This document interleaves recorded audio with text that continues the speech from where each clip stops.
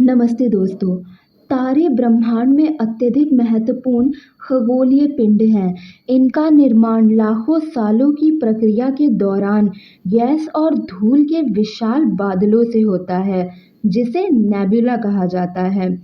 Nebula तारों का निर्माण गैस और धूल के विशाल बादलों में होता है, जिन्हें नेबुला कहा जाता है। यह नेबुला गुरुत्वाकर्षण बल की वजह से सघन होने लगती है। नेबुला में मौजूद गैस और धूल गुरुत्वाकर्षण के कारण धीरे-धीरे एक बिंदु पर केंद्रित होने लगती है। जैसे-जैसे यह सामग्री और अधिक केंद्रित होती है, यह गर्म होने लगती है और एक घने कोर का निर्माण होता है, जिसे प्रोटोस्टार कहा जाता है। जब नेबुला की सामग्री पर्याप्त रूप से केंद्रित और गर्म हो जाती है, तो वह प्रोटोस्टार का रूप ले लेती है। प्रोटोस्टार तारों का प्रारंभिक चरण है, लेकिन यह अभी भी एक पूर्ण तारे के रूप में चमकना शुरू नहीं करता है। जैसे-जैसे प्रोटोस्टार की भीतरी तापमान और दबाव बढ़ते जाते हैं, इसके केंद्र में हाइड्रोजन परमाणु एक दूसरे के साथ मिलकर हीलियम का निर्माण करने लगते हैं। इस प्रक्रिया को नाभिकीय संयलन कहा जाता है। जब यह प्रक्रिया शुरू होती है, तो प्रोटोस्टार एक मुख्य अनुक्रम तारे में बदल जाता है। मुख्य अनुक्रम तारा, जिसे नाभिकीय संयलन की प्रक्रिया के दौरान तारा अपने केंद्र से ऊर्जा उत्सर्जित करता है, जो इसे चमकदार बनाती है। यह चरण तारों के जीवन का सबसे लंबा हिस्सा होता है। सूर्य भी इस समय मुख्य अनुक्रम का तारा है। तारों का जीवन चक्र। जब तारे एक केंद्र में हाइड्रोजन की मात्रा समाप्त हो जाती है, तो तारा अपने जीवन के अंतिम चरण में प्रवेश करता है। इसके बाद यह विभिन्न अवस्थाओं में विकसित हो सकता है, जैसे कि रेड जायंट, श्वेत बौना, सुपरनोवा या ब्लैक होल। तारे के द्रव्यमान पर निर्भर करता है कि यह अंत में किस रूप में परिवर्तित होगा। फिर तारे के जीवन के चरण। पहला है नवजात तारा, यह तारों का प्रारंभिक चरण है। दूसरा है मेन सीक्वेंस स्टार, जब तारे में हाइड्रोजन का संयलन शुरू होता है। तीसरा है रेड जायंट, जब हाइड्रोजन समाप्त हो जाता है और तारा हीलियम का संयलन शुरू करता है। चौथा होता है supernova. Supernova neutron star means black hole. बड़े द्रव्यमान वाले तारे अपने जीवन के अंत में सुपरनोवा विस्फोट करते हैं, जबकि छोटे तारे श्वेत बौने में बदल जाते हैं। इस प्रकार तारों का निर्माण एक जटिल और लंबी प्रक्रिया है, जो ब्रह्मांड के सबसे महत्वपूर्ण खगोलीय घटनाओं में से एक है। उसके बाद है फॉर्मेशन ऑफ प्लैनेट्स। ग्रहों का निर्माण एक जटिल और लंबी प्रक्रिया है, जो सौर मंडल के निर्माण के समय प्रारंभ हुई थी।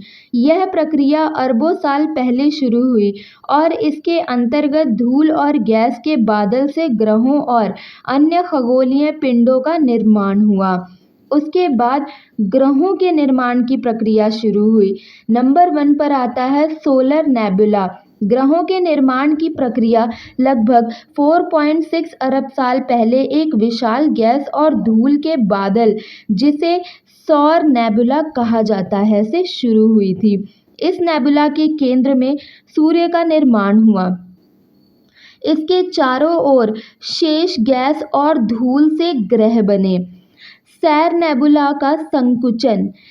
सैर नेबुला गुरुत्वाकर्षण के प्रभाव से धीरे-धीरे सघन और गर्म होने लगी। नेबुला के केंद्र में सबसे अधिक सामग्री के साथ एक घना और गर्म क्षेत्र बनने लगा, जो बाद में सूर्य बना। बाकी की सामग्री सूर्य के चारों ओर एक चपटी डिस्क के रूप में फैल गई। तीसरा, प्रोटोप्लैनेटरी डिस्क। सूर्य के चारों ओर धूल और गैस की एक चपटी डिस्क बनी, जिसे प्रोटोप्लैनेटरी डिस्क कहा जाता है। यह डिस्क ग्रहों के निर्माण की प्रारंभिक अवस्था थी। इसमें छोटे छोटे कण और ठोस कण धीरे धीरे आपस में टकराकर और चिपककर बड़े पिंडों में बदलने लगे। नंबर 4 पर आता है फॉर्मेशन ऑफ प्लैनेटेसिमल्स।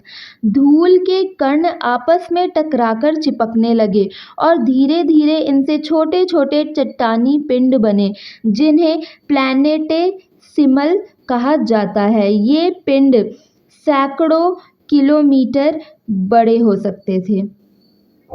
उसके बाद आता है फॉर्मेशन ऑफ प्रोटोप्लैनेट्स। मीन्स प्रोटोप्लैनेट्स के आपस में और अधिक टकराने और जुड़ने से बड़े पिंड बने, जिन्हें प्रोटोप्लैनेट कहा जाता है।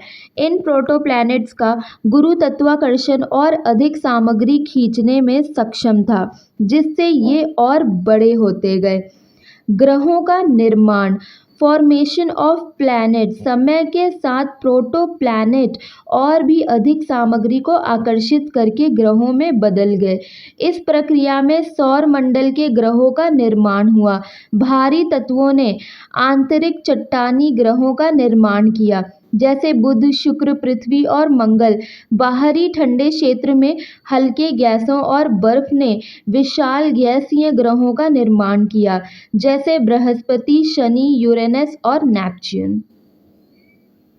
फिर ग्रहों के निर्माण का कुछ चरण भी है, जैसे कि नंबर 1 पर आता है collapse of dust and gas. गुरुत्वाकर्षण के कारण धूल और गैस का संकुचन हुआ और यह प्रोटोप्लैनेटरी डिस्क का निर्माण करती है। Number 2, planetesimals formation. छोटे छोटे कण एक दूसरे से जुड़ते हैं और बड़े पिंडों का निर्माण करते हैं।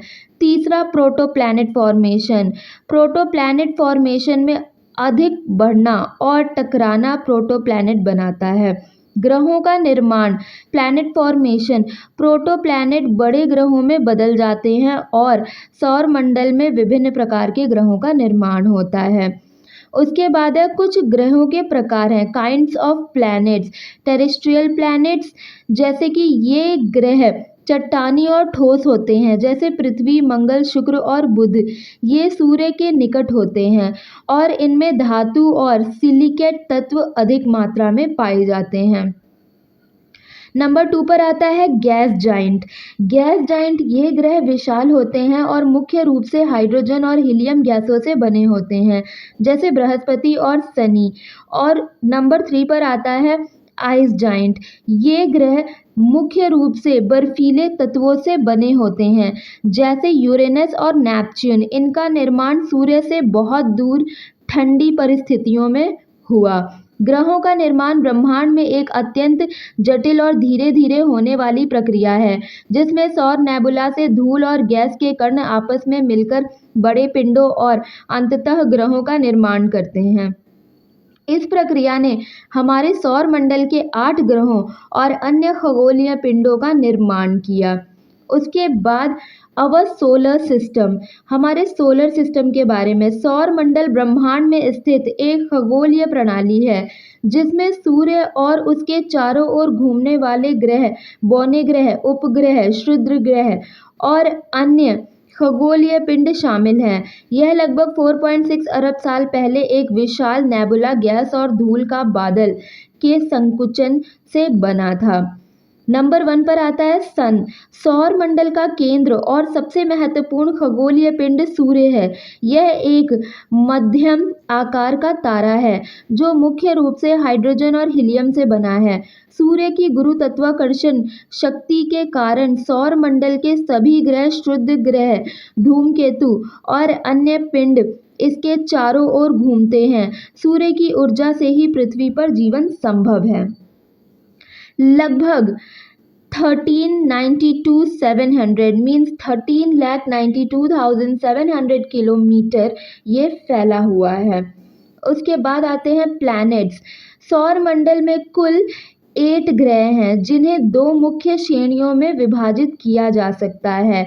टेरेस्ट्रियल प्लैनेट नंबर 1, ये ग्रह सूर्य के सबसे निकट है और ठोस चट्टानी संरचना वाले हैं। इन ग्रहों में घने धातु जैसे लोहे और निकेल की प्रचुरता है, जैसे कि बुध, मरकरी सूर्य के सबसे नज़दीक का ग्रह। वायुमंडल लगभग न के बराबर है, अत्यधिक गर्मी और ठंड में बदलता है। चंद्रमा नहीं है। दूसरा है विनस, आकार और संरचना में पृथ्वी के समान और मंडल का सबसे गर्म ग्रह। इसकी सतह पर ग्रीन हाउस प्रभाव के कारण अत्यधिक तापमान है और चंद्रमा नहीं है। नंबर 3 पर आता है पृथ्वी, जीवन युक्त एकमात्र ज्ञात ग्रह। 71% भाग पानी है और 29% भाग भूमि है और यहाँ चंद्रमा एक है। उसके बाद मार्स, लाल ग्रह, इसे लाल ग्रह कहा जाता है। पतला वायुमंडल और धूल के तूफानों के लिए प्रसिद्ध 2 छोटे चंद्रमा हैं, फोबोस और डीमोस। उसके बाद नंबर बी, आउटर और गैस जाइंट्स, ये ग्रह सूर्य से दूर हैं। उसके बाद है मून के बारे में। चंद्रमा पृथ्वी का एकमात्र प्राकृतिक उपग्रह है और सौर मंडल का 5वां सबसे बड़ा उपग्रह है। चंद्रमा का महत्वपूर्ण प्रभाव पृथ्वी पर देखा जाता है, विशेषकर ज्वार भाटा और पृथ्वी के अक्षीय झुकाव को स्थिर बनाए रखने में। इसकी सतह पर क्रेटर, पर्वत मैदान और पुराने ज्वालामुखी संरचनाएं पाई जाती हैं। चंद्रमा का आकार लगभग 3474 मीटर तक का है और लगभग इसकी सकम्फ्रेंस है 10,921 किलोमीटर। मास है इसका 7.35 × 10⁻22 किलोग्राम। पृथ्वी का 1/81 और डेंसिटी लगभग 3.34 ग्राम है। चंद्रमा का आकार पृथ्वी के आकार का लगभग 1/4 है और इसका द्रव्यमान पृथ्वी के द्रव्यमान का लगभग 1/81 है। चंद्रमा के आंतरिक भाग में कोर, मेंटल और क्रस्ट शामिल है। इसका कोर लोहे और निकल का बना है, जबकि मेंटल और क्रस्ट सिलिकेट्स और ऑक्सीजन युक्त चट्टानों से बने हैं। चंद्रमा की सतह, चंद्रमा की सतह पर कोई वातावरण नहीं है, जिससे वहां पर मौसम या हवा नहीं होती। इसके कारण यह सतह अत्यधिक ठंड और गर्मी का सामना करती है। यहाँ कई महत्वपूर्ण भूवैज्ञानिक संरचनाएं पाई जाती हैं, जैसे कि क्रेटर, मारिया और माउंटेन्स एंड वैलीज। चंद्रमा के चरण, phases of moon, new moon होता है, जैसे कि अमावस्या, जब चंद्रमा का वह हिस्सा जिसे हम देख सकते हैं सूर्य की रोशनी से अंधकार में होता है। उसके बाद अर्थ का इवोल्यूशन कैसे हुआ। पृथ्वी का विकास एक जटिल और लंबी प्रक्रिया है जो लगभग 4.5 अरब साल पहले और मंडल के गठन से शुरू हुई थी, सौर मंडल के गठन से, सॉरी।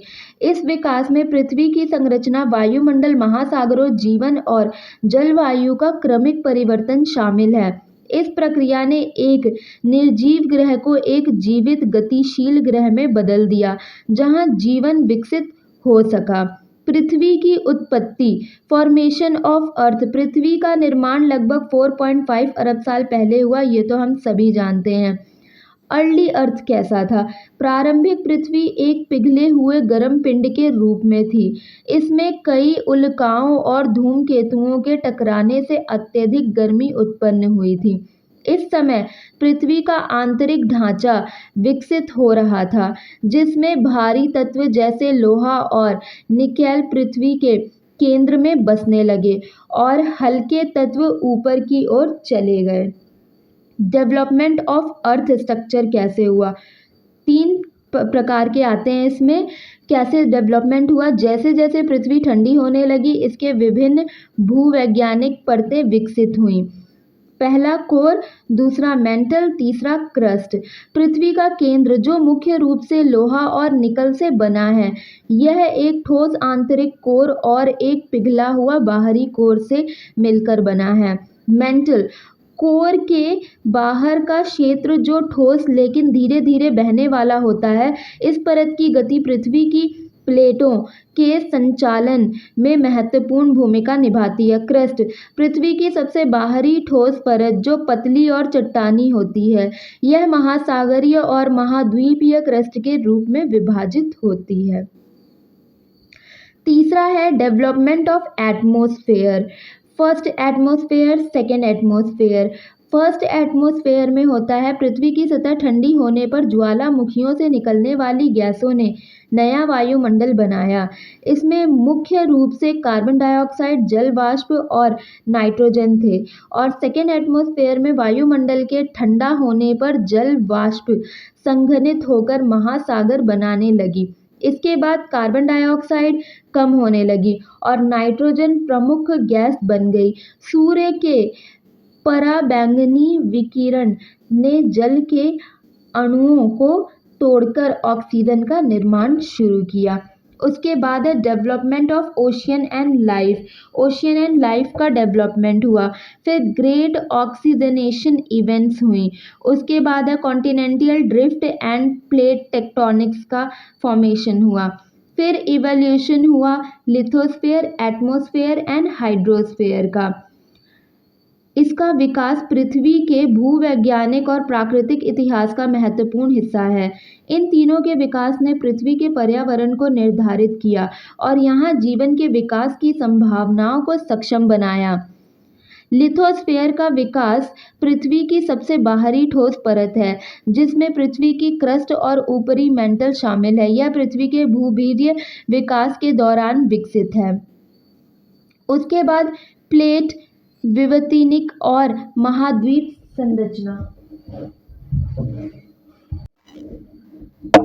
टेक्टोनिक प्लेट्स के संरचना के कारण लिथोस्फीयर में महाद्वीपों, पर्वतों और महासागरों की बेसिनों का निर्माण हुआ। ये प्लेट समय समय पर आपस में टकराती हैं, जिससे पर्वत निर्माण होता है, जैसे हिमालय पर्वत। पृथ्वी के महाद्वीप पहले एक विशाल महाद्वीप के रूप में थे, जिसे पैंजिया कहा जाता था। समय के साथ यह महाद्वीप विभाजित होकर आज के महाद्वीपों में बट गया। उसके बाद वायुमंडल का विकास हुआ, इवोल्यूशन ऑफ एटमॉस्फेयर। वायुमंडल पृथ्वी की गैसीय परत है जो जीवन के लिए आवश्यक ऑक्सीजन प्रदान करती है और जलवायु को नियंत्रित करती है। इसका विकास कई चरणों में हुआ। प्रथम वायुमंडल, फर्स्ट एटमॉस्फेयर। पृथ्वी के निर्माण के बाद प्रारंभिक वायुमंडल मुख्य रूप से हाइड्रोजन और हीलियम जैसी हल्की गैसों से बना था, लेकिन पृथ्वी के गुरुत्वाकर्षण ने इन्हें लंबे समय तक रोके नहीं रखा और यह वायुमंडल अंतरिक्ष में बिखर गया। सेकेंड एटमॉस्फेयर, बाद में ज्वालामुखी गतिविधियों से निकलने वाली गैसों ने दूसरा वायुमंडल बनाया, जिसमें कार्बन डाइऑक्साइड, CO2, H2O और N2 मतलब जल वाष्प और नाइट्रोजन और अन्य गैसें शामिल थी।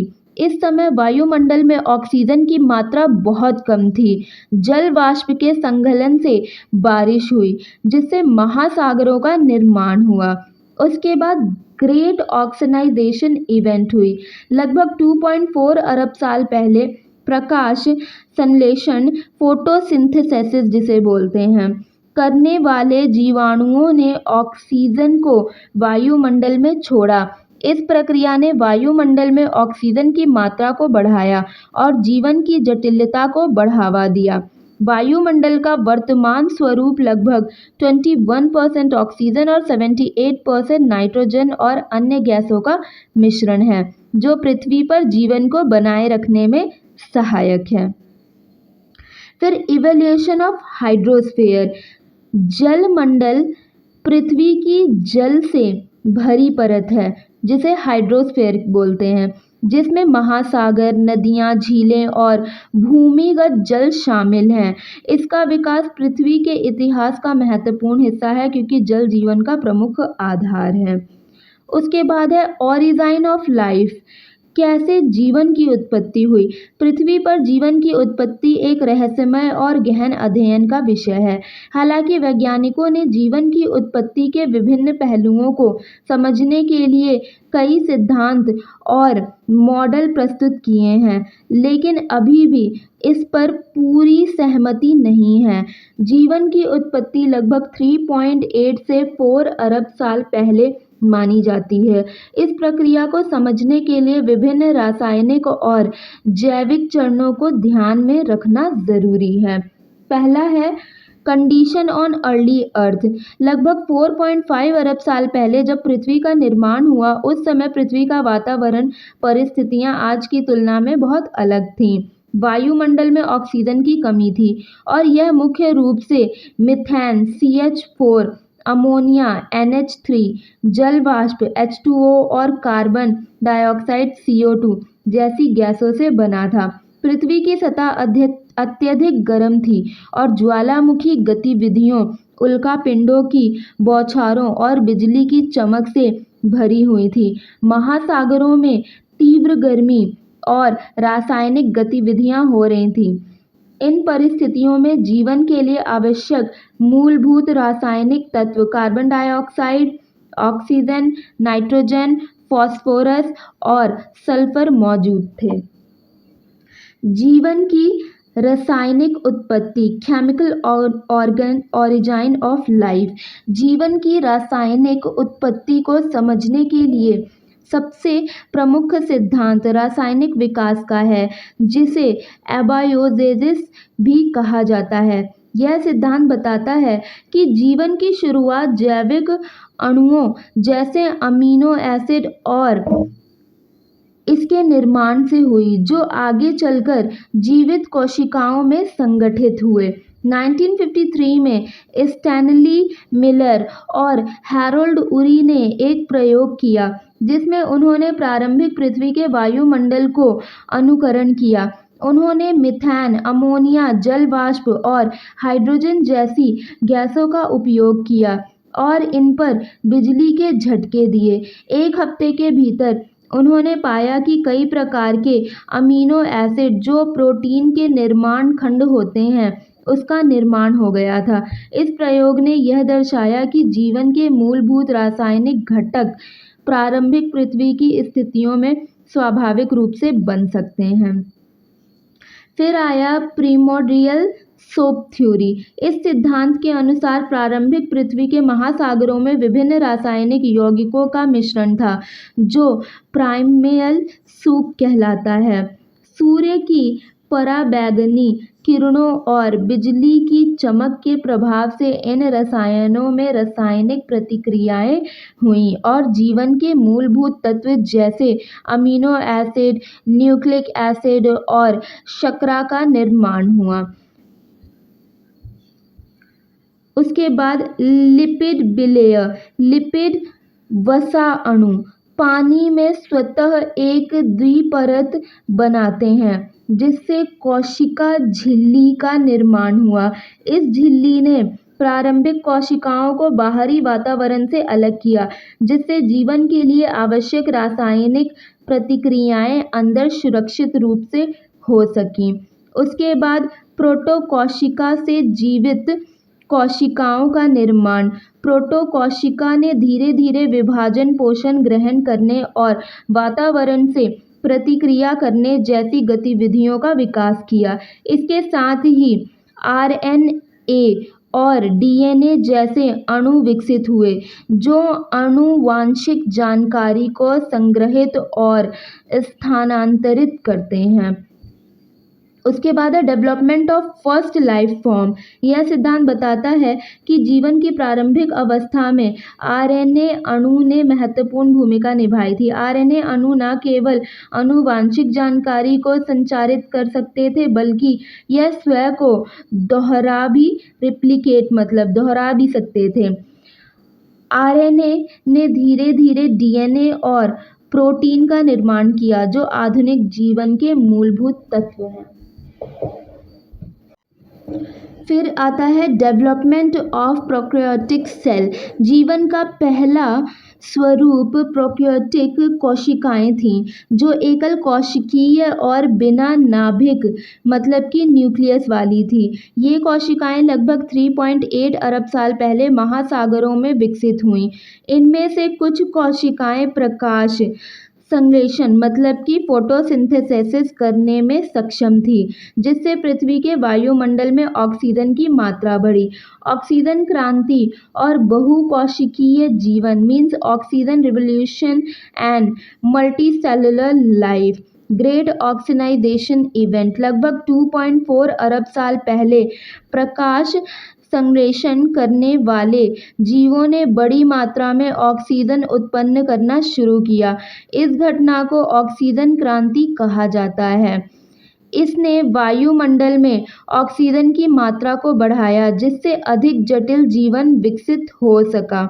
बहुकोशिकीय जीवन का विकास, development of multicellular life. Oxygen की उपस्थिति और पर्यावरणीय स्थितियों के अनुकूल होने के बाद लगभग 1 अरब साल पहले बहुकोशिकीय जीवों का विकास शुरू हुआ। इससे अधिक जटिल जीवों का विकास संभव हो सका, जो धीरे धीरे पौधों, जानवरों और अन्य जटिल जीवों में परिवर्तित हुए। पृथ्वी पर जीवन की उत्पत्ति एक धीमी और क्रमिक प्रक्रिया थी, जिसमें रासायनिक अणुओं से लेकर सरल एकल कोशिकीय जीवों और फिर बहुकोशिकीय जीवों तक का विकास हुआ।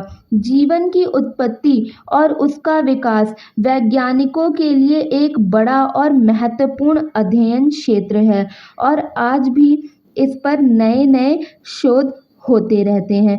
दोस्तों, अगर मेरी वीडियो अच्छी लगी तो प्लीज़ लाइक, शेयर और सब्सक्राइब ज़रूर करना, ताकि मैं आगे की वीडियो और अच्छी तरीके से आपको बनाकर दे सकूं।